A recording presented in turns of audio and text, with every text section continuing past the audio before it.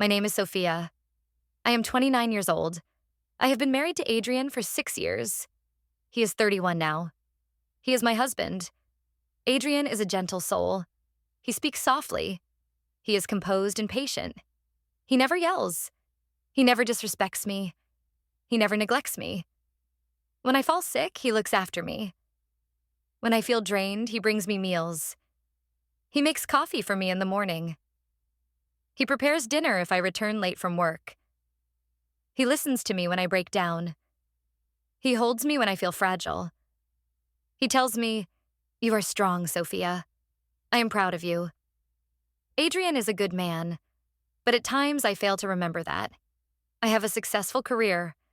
I work in a corporate firm. My monthly income is $5,000. I struggled to achieve this role. I studied late at night. I took extra programs. I pushed myself. But Adrian still works as a delivery driver. His salary is $2,200 a month. He spends long hours driving in the scorching heat, the pouring rain, and the freezing cold.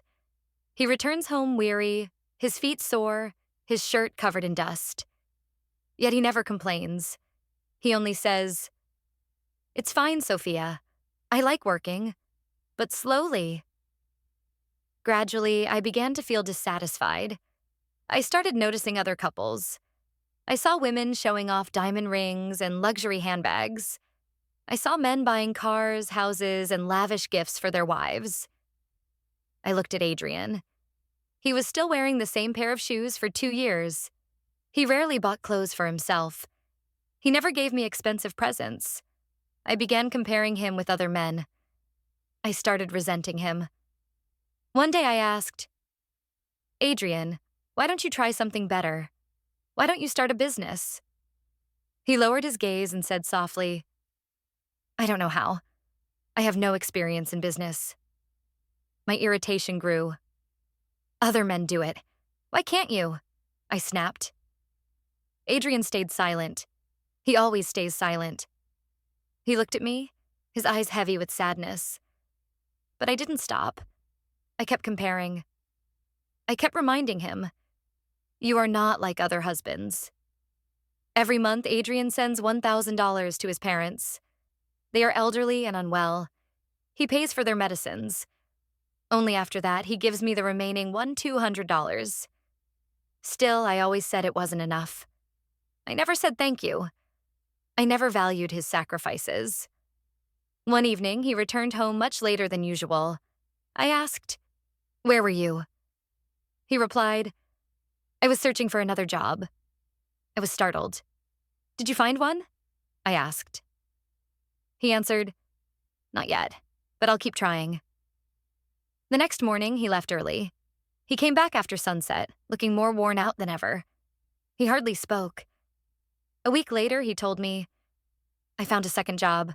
I'll work nights in a restaurant. I'll earn an extra $2,000. I said, "Good." But I never asked how he felt. I never asked if he was all right. Adrian began working both jobs. He rose before dawn. He worked the entire day. He worked the entire night. He returned home when I was already asleep. He had no time for conversation, no time for laughter, no time for rest. One night, he stumbled into the bathroom. I heard a loud thud. I rushed in. He was on the floor, his face pale, his hands trembling. I cried, "Adrian, what's wrong?" He whispered, "I'm just tired. I feel dizzy." I called a cab and rushed him to the hospital. The doctor said, "He is overworked. His body cannot handle this strain. He needs rest. He needs proper sleep." I sat beside his hospital bed, holding his hand. His eyes were shut. His face looked calm, but I felt shattered inside. I wept and whispered, "I'm sorry, Adrian. I never saw how hard you tried. I never understood." Adrian slowly opened his eyes and smiled faintly. "Don't cry, Sofia.